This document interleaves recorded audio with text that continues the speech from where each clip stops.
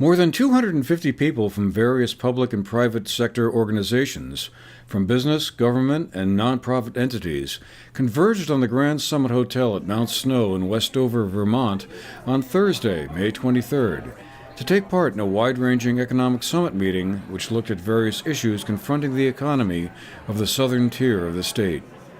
The summit meeting was the third annual one held between officials from Bennington and Windham counties, in an effort to find means and opportunities to work together more regionally to boost economic growth in the two counties, as well as address issues like declining population numbers and attracting and retaining more younger residents. The conference was organized by the Brattleboro Development Credit Corporation and the Bennington County Regional Commission, who along with a couple of affiliated groups are trying to promote regional cooperation and exchanges of ideas to nudge the area's economy forward and develop new business opportunities here. The southern part of the state has been lagging behind the rest of Vermont across several key indicators, which were flagged by a study in 2015 known as the Southern Vermont Economic Zone Report.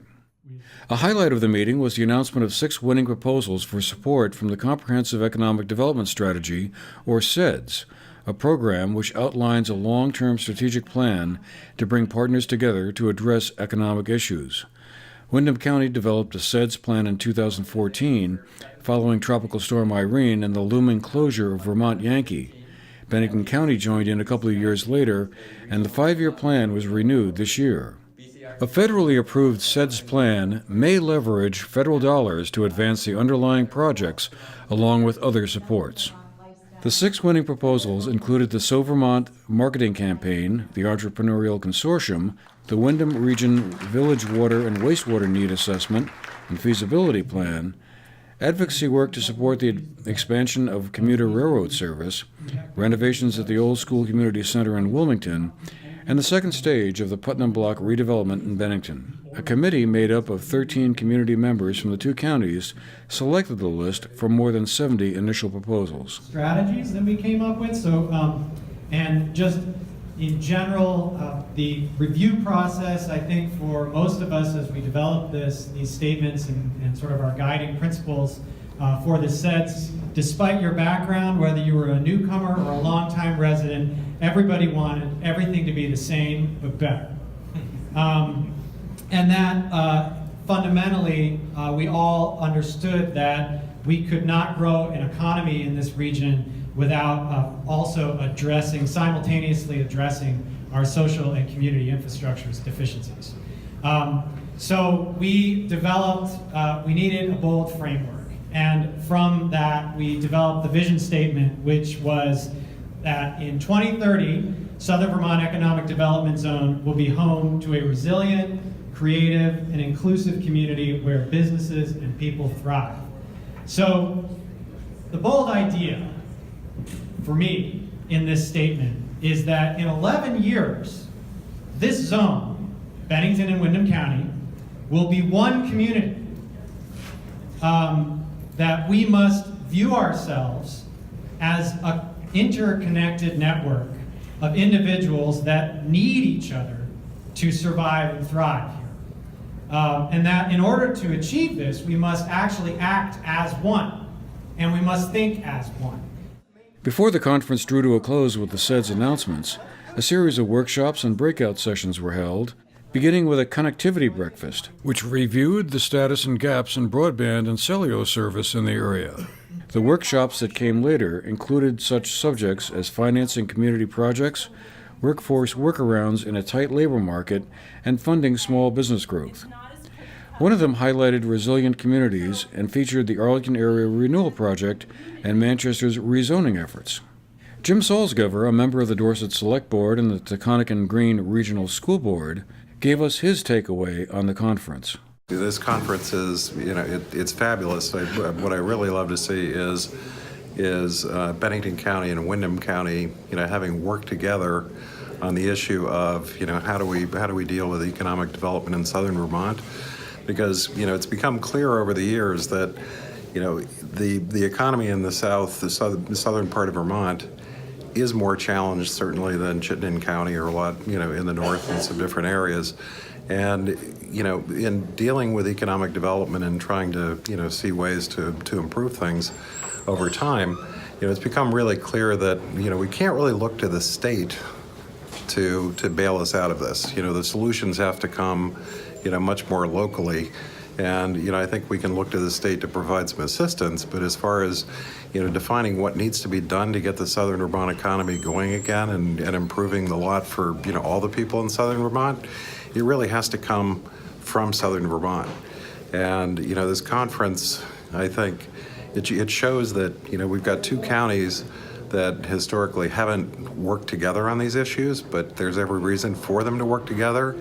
And, they are now working together to try to find solutions. And I think, that's fabulous, and that's going to actually be that's what's necessary to get us out of, sort of our economic rut in Southern Vermont. We also had a chance to talk with Cora Skeel, the sales and marketing manager of Mocha Joe's Roasting of Brattleboro, and Dimitri Garter of Global Z in Bennington, who were members on 2 of the 12 panels assembled to discuss and analyze some of the economic trends they were seeing. A bunch of different people were talking really about a couple of themes which were kind of unintentional, but one was that this requires a lot of collaboration between local entities, between individual local people, using different skill sets to come together to take care of our businesses and our communities. And also, all of it was about redevelopment. So mass development, they're talking about the Putnam block in Springfield, talking about the redevelopment of a school as like a space to have, there's like a tech program, an entrepreneur, sponsorship program, that sort of thing. So it was all really about taking existing spaces in our towns and revitalizing them and figuring out how to make them productive again. And also highlighting that there's a lot of space that is not productive and not being utilized in our towns. And that's great. I mean, I think that really speaks to this presentation as well. Like, instead of sprawling out, let's sort of zoom in, focus in. And yeah, so that's sort of what we were discussing. It was great. It was really cool to hear about the community collaboration. That was really striking to me. My comments were mostly around technology as both a disruptor as well as an opportunity for rural economic development. As a disruptor, technology is changing the way downtowns function, for instance, with a lot of retail moving online to companies like Amazon. It's changing the ability for downtown retailers to compete using traditional retail models.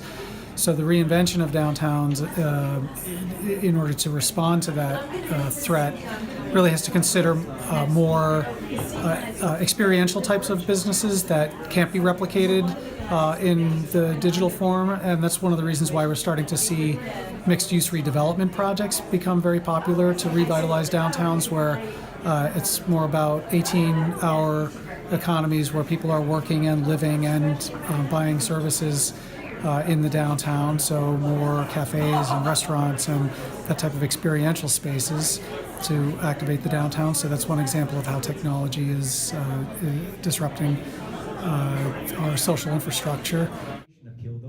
The keynote address was delivered by Joseph Minicozy, an urban planner and consultant who presented several case studies which explored a frequent mismatch that occurs between where taxable wealth is created in municipalities and where that revenue often goes.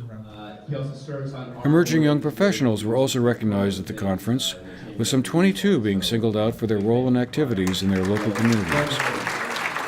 Sarah Lang of the Southern Vermont Economy Project and one of the organizers of the conference summed up the event and plans for the future. I think what was great about this summit, obviously there were more people. This year we had about 250, where previously we had 200 last year.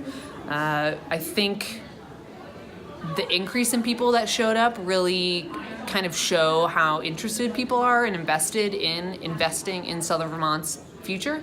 And honestly, what comes out of this is connections. I hope people learned at least one or two things, but I think that it's really the people that they meet here and hopefully continue or start collaborations from here on out. However, we will be putting out an exit survey asking people some follow-up questions, and one of those questions is going to be, what would you like to see? What kind of other maybe smaller conferences, workshops? What kind of skills are people interested in, learning more about that can really help their community?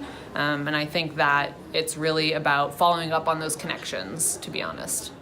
For the GNAT-TV News Project, I'm Andrew McKeever.